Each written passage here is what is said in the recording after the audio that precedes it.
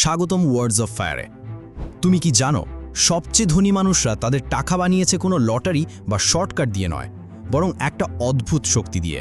আমি বলছি না জাদু, না ভাগ্য, আমি বলছি কম্পাউন্ডিংয়ের শক্তি। ভাবো তো, একটা ছোট নদী যদি প্রতিদিন একটু একটু করে জমা হয়, একসময় সেটা সমুদ্রে রূপ নেয়।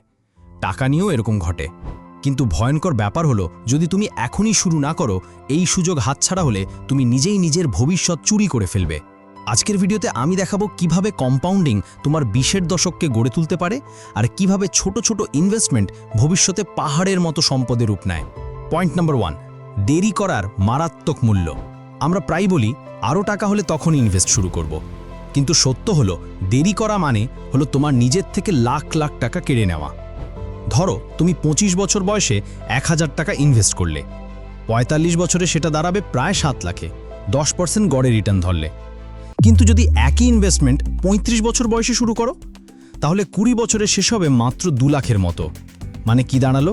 তুমি শুধু 10 বছর দেরি করেছো, কিন্তু হারালে 5 লাখ টাকারও বেশি। তাহলে প্রশ্ন হলো, আজ না কাল, কবে শুরু করবে? আচ্ছা, যদি আজই শুরু করতে চাও, তাহলে কেমন জাদু কাজ করবে সেটাই বলছি এখন।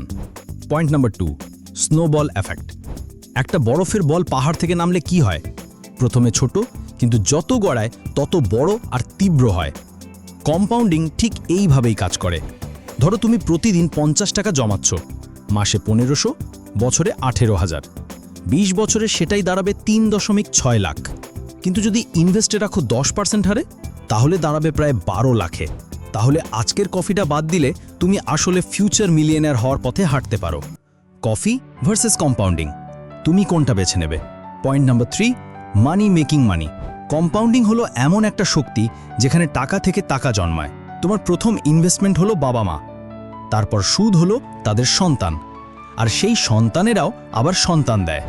প্রথমে ধীর, পরে যেন তুষার ঝড়। তাহলে তুমি কি সারা জীবন টাকার জন্য খেটে মরবে, নাকি টাকাকে তোমার হয়ে খাটাবে? প্রশ্ন হলো, এত সুন্দর শোনালেও তুমি প্র্যাকটিক্যালি কিভাবে শুরু করবে? আসো দেখি। পয়েন্ট নাম্বার 4, ছোট থেকে শুরু, কিন্তু বড় পরিবর্তন। তুমি কোটি টাকার মালিক না হয়েও কম্পাউন্ডিং শুরু করতে পারো। শুরু করো ছোট ছোট ধাপ দিয়ে। ব্যাংক আরডি বা fixed deposit, mutual fund SIP, বা কোনো লো রিস্ক ইনভেস্টমেন্ট। গোপন রহস্য হলো কনসিস্টেন্সি। তুমি 500 টাকা ইনভেস্ট করো বা 5000, যদি নিয়মিত চালাও, কম্পাউন্ডিং তোমার হয়ে কাজ করবে। আর্জেন্সি হলো, তুমি যত দেরি করবে, কম্পাউন্ডিংয়ের ইঞ্জিন তত ধীর হবে। আজ স্যাক্রিফাইস না করলে কাল শুধু আফসোসই থাকবে। Point number 5, future vision. একটু কল্পনা করো, তুমি 40 বছর বয়সে, তোমার বন্ধুরা ইএমআই লোন শোধ করতে ব্যস্ত, কিন্তু তুমি তোমার সেভিংস আর ইনভেস্টমেন্টের আয়ে বিশ্ব ভ্রমণ প্ল্যান করছো। এই ছবিটাই কম্পাউন্ডিংয়ের সবচেয়ে বড় উপহার। একটা টেনশন ফ্রি লাইফ, যেখানে তুমি টাকা নিয়ে ছুটবে না, বরং টাকা তোমার জন্য ছুটবে। তাহলে প্রশ্ন হলো, আজ স্যাক্রিফাইস করবে নাকি কাল রিগ্রেট করবে?